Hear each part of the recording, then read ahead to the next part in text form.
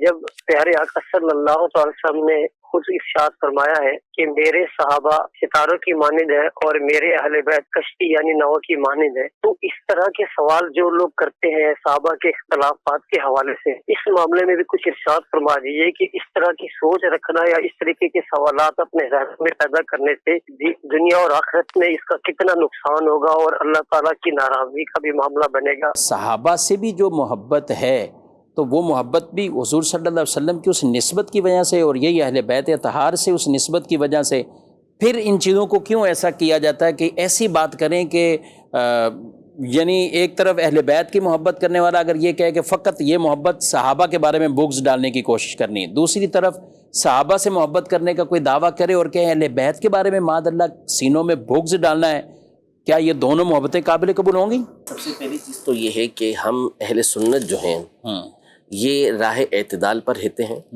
اور ہمارا جو مذہب ہے اہل سنت ہے یہ مذہب مہذب کہلاتا ہے، اور اعلیٰ حضرت امام اہل سنت رحمۃ اللہ تعالی علیہ نے انہی دو حدیثوں کی طرف اشارہ کرتے ہوئے یہ فرمایا کہ اہل سنت کا ہے بیڑا پار اصحاب حضور، نجم ہے اور ناؤ ہے عطرت رسول اللہ کی۔ اہل سنت کا بیڑا یہ پار ہے کیونکہ اہل سنت کے لیے صحابہ ستاروں کی مانند موجود ہیں جو ان کی رہنمائی کر رہے ہیں، اور سمندر کا جو سفر ہے اس کو طے کرنے کے لیے کشتی بھی اہل بیت اطہار کی محبت کی ہمارے پاس موجود ہے۔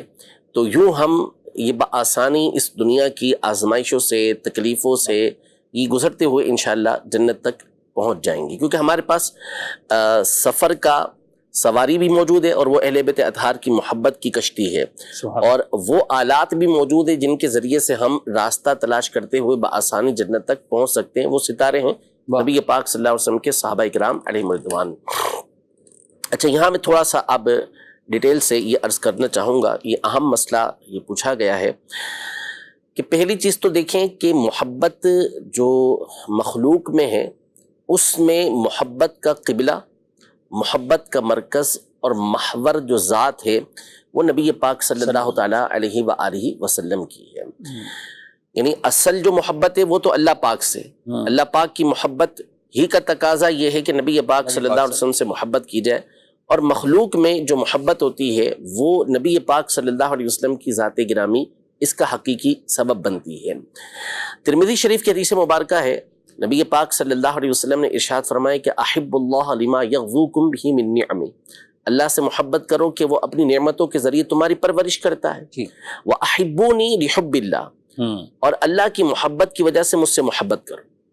صحیح۔ اور پھر فرمایا کہ وَأَحِبُّوا أَهْلَ بَيْتِي لِحُبِّي، میری محبت ہی کے لیے میرے اہل بیت سے محبت کرو، یعنی میری محبت کا ایک تقاضا یہ ہے کہ میرے اہل بیت اطہار سے تمہیں محبت ہونی چاہیے۔ اسی لیے اعلیٰ حضرت امام اہل سنت سے جب سوال ہوا کہ سادات کرام جو سید زادے ہوتے ہیں ان سے محبت کی بنیادی وجہ کیا ہے، تو اعلیٰ حضرت نے فرمایا کہ وہ نبی پاک صلی اللہ علیہ وسلم کے جگر کا ٹکڑا ہے، خون ہے نبی پاک صلی اللہ علیہ وسلم کا، اس لیے ان سے اصل محبت ہے۔ یعنی ان کے فضائل، ان کے کمالات، ان کی صلاحیتیں، ان کی خوبیاں سب اپنی جگہ پر، اصیل یہ ہے کہ وہ نبی پاک صلی اللہ تعالیٰ علیہ وسلم کی آل ہیں، ان کی اولاد ہیں، اس لیے ان سے محبت ہے۔ یہی بات جامع ترمذی کی ایک اور حدیث مبارکہ میں کہ نبی پاک صلی اللہ علیہ وسلم نے فرمایا کہ اللہ اللہ فی اصحابی، میرے صحابہ کے معاملے میں اللہ سے ڈرتے رہو، اور میرے بعد ان کو اپنے تان و تشنی کا نشانہ مت بنا لینا، کہ جو بھی ان سے محبت کرتا ہے وہ میری محبت کی وجہ سے محبت کرتا ہے، اور جو ان سے عداوت رکھتا ہے وہ مجھ سے عداوت رکھنے کی وجہ سے عداوت رکھتا ہے۔ دونوں مقام پر نبی پاک صلی اللہ علیہ وسلم نے محبت کی بنیادی وجہ یہ بیان کی کہ نبی پاک صلی اللہ تعالیٰ علیہ وآلہ وسلم سے تعلق، صحابہ کا تعلق بھی نبی پاک صلی اللہ علیہ وسلم سے اس لیے محبت، اہل بیت اطہار کا تعلق بھی نبی پاک صلی اللہ علیہ وسلم سے اس لیے ان سے محبت۔ صحابہ کا مقام و مرتبہ خود نبی پاک صلی اللہ علیہ وسلم نے یہ ارشاد فرما دیا کہ تم میں سے اگر کوئی شخص یہ احد پہاڑ کے برابر سونا خرچ کرتا ہے اور صحابہ میں سے کوئی ایک مد کے برابر یہ گیہوں اللہ کی راہ کے اندر خرچ کرتا ہے، اناج خرچ کرتا ہے، تو تمہارا سونا خرچ کرنا احد پہاڑ کے برابر یہ ان کے اس صدقے کے برابر نہیں ہو سکتا۔ کیوں؟ اس لیے کہ ان کو نبی پاک صلی اللہ علیہ وسلم کی صحبت یہ حاصل ہے. ان کے فضائل، ان کے کمالات سے قرآن و سنت بھرے ہوئے ہیں. فی الحال ہمارا یہ موضوع نہیں. اچھا، اب مسئلہ یہ ہے کہ صحابہ کرام علیہم رضوان ہو یا اہل بیت اطہار ہو، اہل سنت کے نزدیک یہ معصوم نہیں ہے. معصوم صرف انبیاء کرام علیہم السلام ہیں بشر کے اندر، اور فرشتوں کو اللہ پاک نے معصوم بنایا ہے. یعنی معصوم اس طرح سے کہ ان کے درمیان عصمت کا پردہ ایسا رکھ دیا کہ اب ان سے گناہ ہو نہیں سکتا.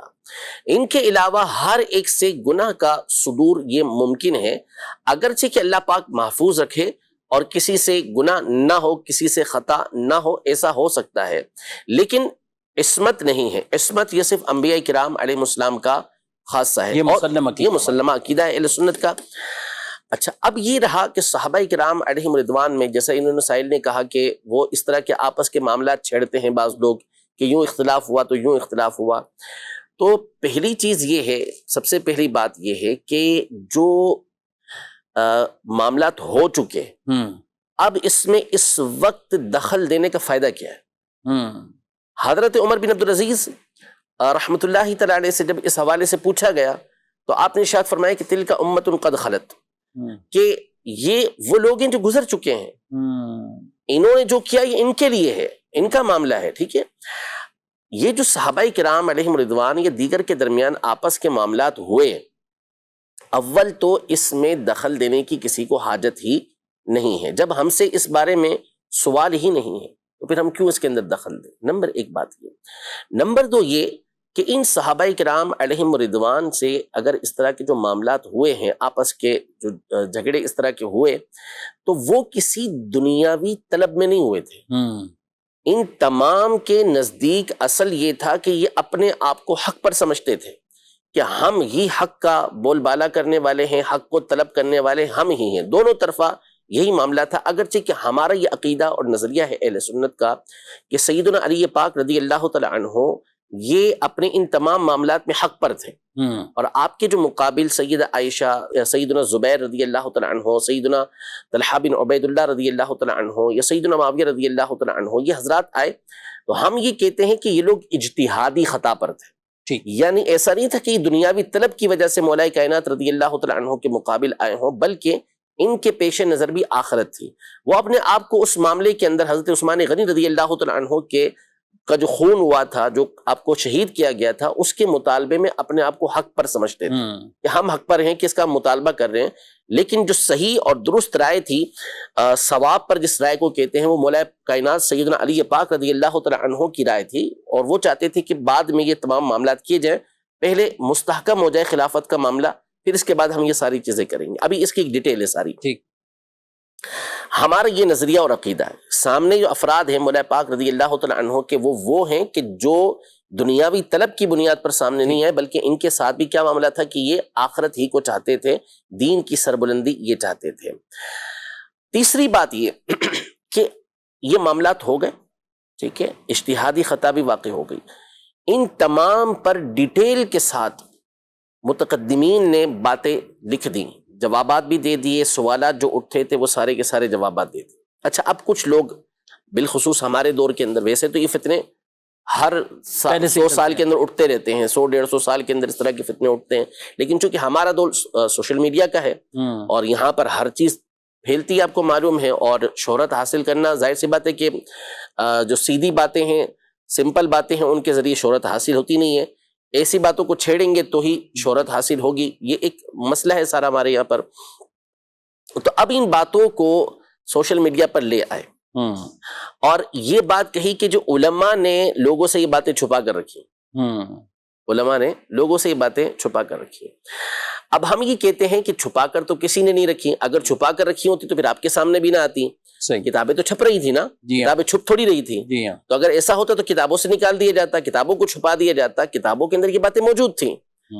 تو مسئلہ یہ ہے کہ جب ایک بات، جو اول تو یہ بات ہے کہ ایسے افراد کے سامنے ہر طرح کی بات ہر لیول کے افراد کے سامنے نہیں کی جاتی، جو جس کا لیول ہوتا ہے اس کے مطابق ہی اس سے بات یہ کی جاتی ہے. اچھا، اب یہ مسئلہ یہ ہے کہ شفیق بھائی یہاں پر پرابلم یہ ہے کہ مثال کے طور پر ابھی میں ڈیٹیل کے ساتھ گفتگو کرتا ہوں، ایک ایک اعتراض بیان کرتا ہوں، ایک ایک جواب میں آپ کے سامنے بیان کرتا ہوں. یہ ہم جو دورہ حدیث کی کلاس پڑھاتے ہیں، بخاری شریف پڑھاتے ہیں، تو اس کے اندر ہم یہ ساری باتیں بیان کرتے ہیں. کوئی مشکل نہیں ہے. یعنی ابھی میں اس کی تیاری کر کے نہیں آیا، لیکن اگر آپ مجھے دیں گے گھنٹہ تو میں اللہ کا شکر ہے کہ گھنٹے کے اندر ساری ڈیٹیل کو بیان کر سکتا ہوں، میں بیان کر دوں گا. بالکل. اب مجھے یہ بتائیے کہ میں ایک ایک اعتراض بیان کروں، اس کا ایک ایک جواب دوں، ساری باتیں، پھر آخر کے اندر نتیجہ یہ سامنے آئے گا کہ یہ صحابہ کرام علیہم رضوان سارے کے سارے اللہ کی رضا طلب کرنے والے تھے.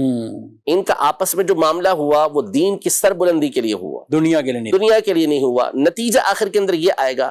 اب یہ ساری ڈیٹیل میں جب عام آدمی کے سامنے بیان کروں گا تو وہ ڈیٹیل اسے یاد رہے گی نہیں، اس کے وہ کام کی ہے نہیں. نتیجہ اس کے سامنے آئے گا کہ نتیجہ یہ نکلا ہے اس کا، اور وہ نتیجہ اسے یاد رہ جائے گا، عقیدہ اسے یاد رہ جائے گا، اس کے ذہن کے اندر بیٹھ جائے گا. مجھے یہ بتائیں کہ 1-1.5 گھنٹے کی گفتگو کا فائدہ کیا ہوا؟ جو ایک عام آدمی ممبر پر بیٹھ کے یہ بیان کرتا ہوں، عام آدمی سمجھے گا کیا اس چیز کو؟ تو اس لیے یہ کچھ چھپانے والی بات نہیں ہے، یہ ساری کی ساری چھپی ہوئی نہیں ہے، چھپی ہوئی باتیں ہیں، کتابوں میں موجود ہیں، اور یہ علماء کے درمیان بیان ہوتی ہیں. اعتراضات، جوابات سارے یہ بیان کیے جاتے ہیں، سمجھائے جاتے ہیں، اس میں کوئی ایسی بات نہیں ہوتی. لیکن بالآخر نتیجہ کیا نکلتا ہے؟ یہ نکلتا ہے ڈاکٹر کے پاس بھی تو جاتے ہیں نا. بالکل. تو اب ڈاکٹر سے دوائی لیتے ہیں تو کیا اس سے ہم بحث کرنا شروع کرتے ہیں کہ اس دوائی کا فارمولہ کیا ہے، اس کا نتیجہ کیا نکلتا ہے؟ اس کا وہ سیدھی سی بات ہے کہ اس نے جو آپ کو سر درد کی، پیٹ کے درد کی دوا دی ہے، مریض کو اس کے نتیجے کا جو رزلٹ کا اس کا مقصود ہوتا ہے وہ یہی ہوتا ہے، اور کچھ نہیں ہوتا اس کا. تو اس لیے عوام کے سامنے عوام کو اس طرح کی گفتگو کرنے کی کوئی حاجت ہی نہیں، اور بعض اوقات یہ ان کے ایمان کے لیے نقصان کا سبب بنتی ہے. اور ہم دیکھتے ہیں اور نتائج دیکھ رہے ہیں آج کے دور کے اندر. پوری طرح اس کی دیانتداری کے ساتھ جو ہم سوشل میڈیا پہ دیکھ رہے ہیں، وہ دیانتداری کے ساتھ اس کی تفہیم بھی نہیں کر پاتے، الٹا بدزن کرتے ہیں. بدزن کرنے کے بعد اب دیکھیں نا آپ، بھائی مسئلہ یہ ہے کہ یہ مسائل کو نئے تو نہیں تھے نا. بالکل. آپ کہاں سے لے کر؟ آپ کو تو چلو بعض ایسے افراد ہیں ان میں کہ جن کو عربی پڑھنا بھی نہیں آتی، ان کو عربی پڑھنا بھی نہیں آتی نا، وہ عربی کا ترجمہ بھی تو علماء نے کر کے دیا نا. بالکل. تو آپ جب اسے پڑھ رہے ہیں تو اب آپ پڑھ کے آپ یہ سمجھ رہے ہیں کہ یہ باتیں میں کو نہیں لے کر آئے ہوں، حالانکہ وہ نہیں تھوڑی تھی، وہ تو پرانی باتیں ہیں. آپ کے اوپر کوئی نعوذ باللہ کوئی وحی تو ہو نہیں سکتی. اب کہاں سے آپ کے پاس آ گئی یہ ساری باتیں؟ انہی کتابوں سے آئی ہیں نا آپ کے پاس. اب انہی کتابوں میں جوابات بھی لکھے ہوئے ہیں، انہی کتابوں کے اندر ساری باتیں بھی لکھی ہوئی ہیں، اور اہل سنت کا عقیدہ اور نظریہ بھی لکھا ہوا ہے. لیکن آپ نے خود اس کو نہ سمجھا، اور غلط انداز میں جب آپ دوسروں کے سامنے اس کو بیان کرنے لگے تو نتیجہ کیا نکلا؟ اب وہ شخص کے جس کو دین کی کوئی جو ہے شد بد نہیں ہے، نہ عربی تو دور کی بات ہے، اس نے تو صحیح طریقے سے اسلام کی بنیادی ارکان کو بھی اردو کے اندر نہیں پڑھا ہوا. اس سے اگر نماز کے، روزے کے مسائل پوچھ لیے جائیں تو چیٹ جی پی ٹی کے ذریعے ہی یا گوگل سے سرچ کر کے وہ آپ کو دے دے تو دے دے گا، ورنہ کتابوں سے سرچ کرنے کی تو اس کی کوئی وہ اس کو پلے تھوڑی پڑے گا، اس نے اٹھا کے دے دینا ہے.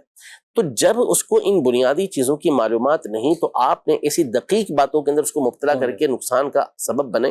صحیح بخاری شریف کے اندر یہ حدیث مبارکہ کہ سیدنا علی رضی اللہ تعالی عنہ نے یہ ارشاد فرمایا کہ حدث الناس بما یعرفون، لوگوں کے سامنے وہ باتیں بیان کرو جس کو وہ سمجھتے ہیں، جانتے ہیں، جس کو سمجھتے ہیں.